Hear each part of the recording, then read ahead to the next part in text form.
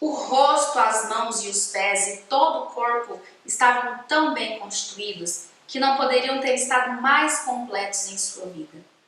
Com espanto, viu um pouco de sangue fresco em sua boca, que, de acordo com os relatos, havia sido sugado das pessoas mortas por ele. Assim, ao ser perfurado, um monte de sangue completamente fresco também jorrou de seus ouvidos e boca. E aconteceram outras manifestações que não descrevo por respeito. Assim que começamos o nosso vídeo hoje, gente. Olá! Olá, pessoal! Bem-vindos ao meu canal. Meu nome é Lígia Assunção Oliveira, eu sou a dona proprietária deste canal. Aqui falamos um pouco sobre ciência com mistura de desenho e cultura pop e qualquer coisa que seja divertida, pois ciência é divertida. Quebre o ciclo, Morty. Fica por cima disso. Foque na ciência. E hoje a gente vai falar de um tema que vai ser uma grande viagem, como várias coisas aqui nesse canal, inclusive como a minha cabeça, né? Porque a minha cabeça é uma grande viagem.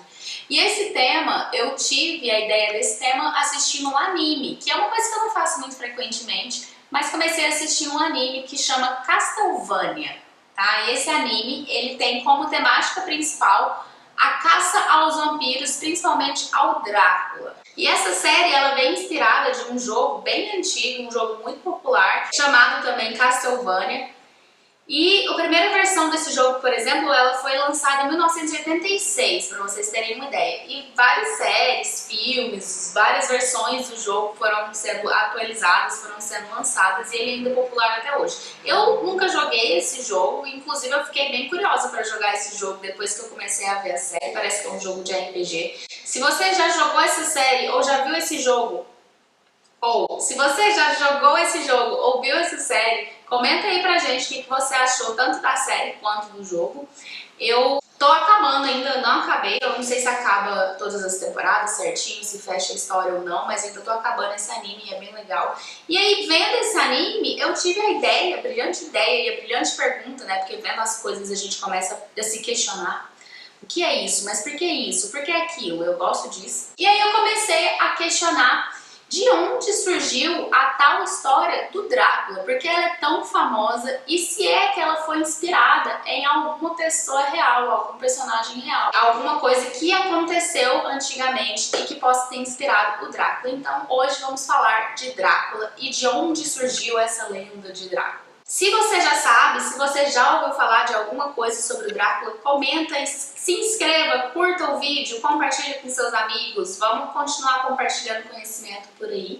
E vamos falar um pouco sobre a história do Drácula então. Bom, a história do Drácula, ela teve início lá em 1897. Ela foi eternizada através de um romance, né, do escritor, do romancista Bram Stoker. Ele é irlandês e ele criou o personagem do Drácula que a gente conhece, que é um vampiro imortal, com a pele bem pálida, que se alimenta do sangue de outras pessoas. Essa história, apesar de ser um grande romance fictício, há alguns rumores de que o escritor ele se inspirou num personagem que existiu na vida real, né? Então, uma personalidade, uma pessoa que existiu na vida real, que é o Vlad III, um príncipe que protegia uma região específica da Romênia, chamada de Valáquia. Inclusive, essa região da Valáquia, ela é falada bastante nesse anime. E esse príncipe, ele era conhecido por ser extremamente cruel com seus inimigos. Ele viveu no século XV, entre 1431 a 1476, e ficou conhecido por ser muito cruel entre os seus inimigos, principalmente os otomanos e os húngaros. Esse príncipe era adepto ao uso de práticas cruéis para poder matar os seus inimigos, inclusive com estacas, tá? Então ele gostava de empalar as pessoas. E era uma das práticas que esse príncipe fazia que o tornava, né, conhecido por ser muito cruel.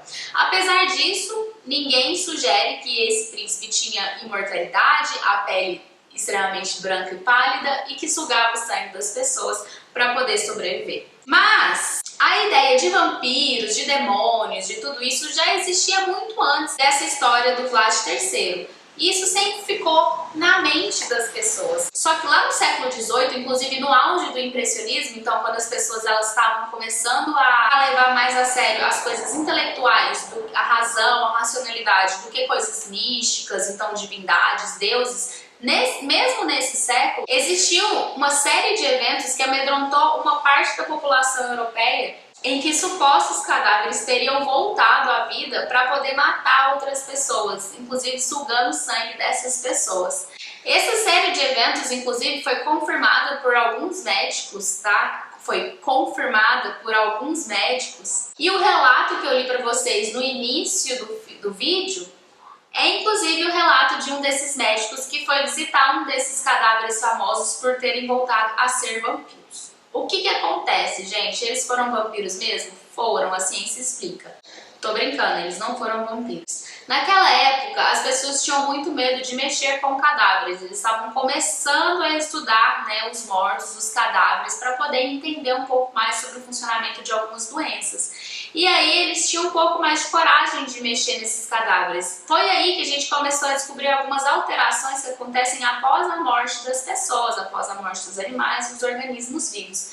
Após a morte, a gente tem uma série de eventos, né, que acontecem por conta do estado de putrefação, da decomposição daquele cadáver mesmo. E um desses eventos, que é descrito no relatório, é a saída de fluidos, né? Que pode ser pela boca, pelas narinas, pelos orifícios, né? Outra alteração que as pessoas falavam que quando se enfiava estaca nos cadáveres, eles mexiam e faziam barulho.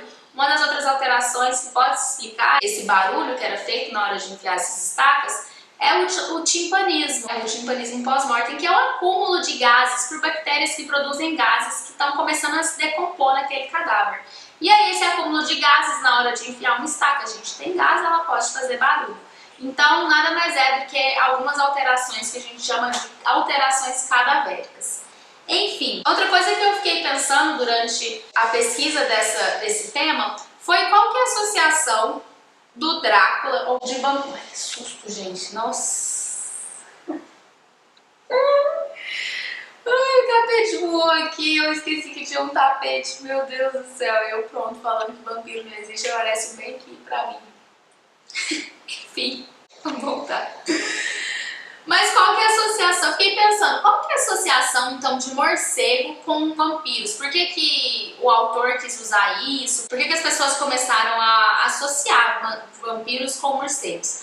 Uma das explicações que eu encontrei, e que se vocês tiverem outra explicação podem me falar também, é que vampiros e morcegos são animais grandes, vamos considerar o vampiro um animal, e ambos podem se alimentar de sangue de outros mamíferos grandes. Então os morcegos, por exemplo, hematófagos, que são os morcegos que se alimentam de sangue, eles podem se alimentar de animais de mamíferos grandes, principalmente bovinos e equinos dentro dos animais domésticos. E quando a gente está falando de morcegos hematófagos, morcegos que se alimentam de sangue, a gente tem que lembrar aqui de outra coisa que é um dos principais problemas causados por esses morcegos, que é a transmissão do vírus da raiva. Então, a raiva é uma doença zoonótica, ou seja, ela é transmitida do animal para o homem, e ela é causada por um vírus que tem como principal hospedeiro os morcegos hematófagos. Esses morcegos, eles geralmente vivem em bando, podem ser conhecidos como morcegos vampiros, por se alimentarem de sangue. No Brasil, a principal espécie que a gente tem desse morcego é o Desmodus rotundus. Eles vivem em bando e eles vivem dentro de grutas, e ao contrário do que a crença popular acredita, é muito raro um morcego desses atacar um ser humano para poder se alimentar daquele sangue.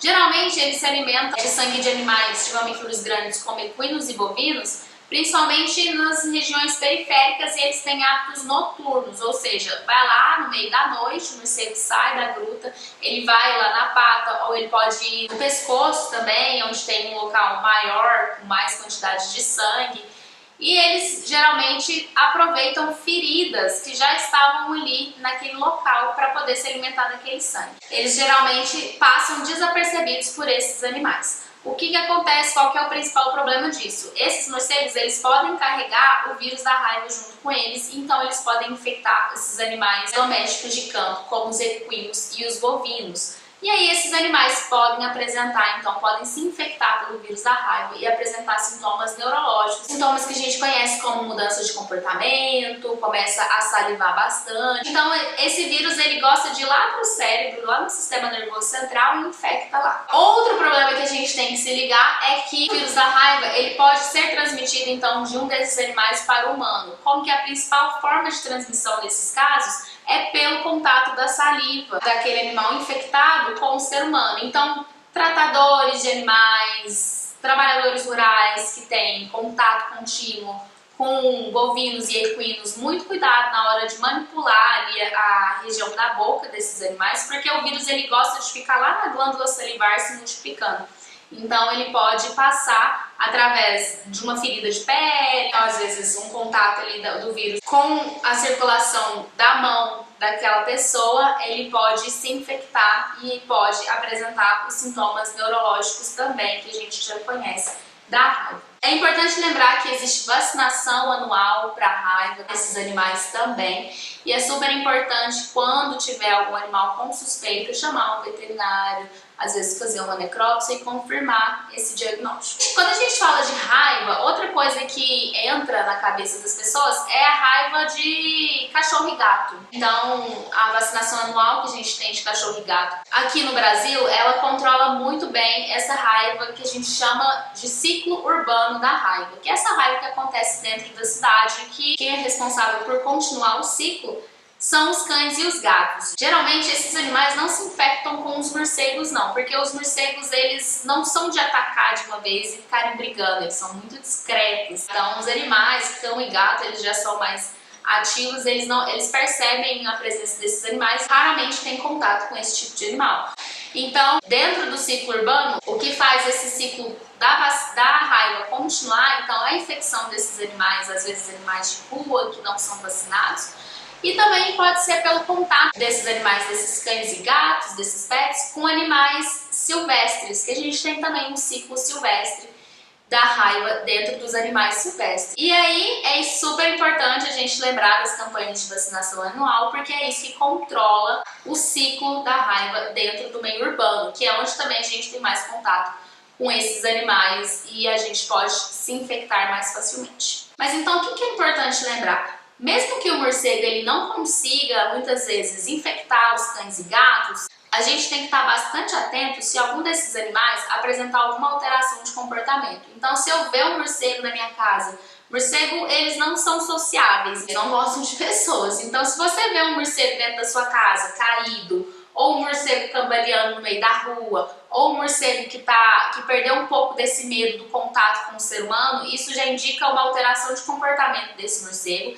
E esses morcegos, eles carregam o vírus da raiva e algumas vezes eles podem se infectar por esse vírus também. Então eles podem apresentar o sintoma desse vírus também. O importante nesses casos é você ligar para o Centro de Controle de Zoonoses da sua região, da sua cidade e indicar que tem um morcego ali, um comportamento errante, que esses profissionais do Centro de Controle de Zoonoses vão coletar esse morcego, vão levar para algum laboratório para poder fazer a análise e ver se existe ou não a infecção desse morcego pelo vírus da raiva. O que é importante? Quando o vírus da raiva entra no ser humano, a gente tem tratamento, mas se ele já estiver em um estágio avançado de contaminação, ele é extremamente fatal. Então a pessoa pode morrer muito rápido e é uma morte muito feia também. Enfim, gente, a gente foi assim, lá do anime, de onde surgiu o Drácula até a raiva, esse foi o gancho que eu fiz. Espero que vocês tenham gostado. Se vocês tiverem mais alguma sugestão de conteúdo, de filme, de alguma coisa que a gente possa falar cientificamente, mandem aí no comentário, tá? Espero que vocês estejam gostando desses vídeos. Indiquem para os seus amigos, indiquem para mais pessoas. Vamos aumentar aqui a quantidade de pessoas que têm acesso a esse tipo de conhecimento. Eu acho que isso pode ser útil para muita gente. Digam aí o que vocês estão achando e o que vocês querem ouvir também. Vai lá no meu Instagram, eu vou abrir algumas caixinhas de perguntas toda semana pra gente ver o que a gente pode discutir. Ok? Vejo vocês por aí então. Se tiver um morcego, ligue pra zoonose.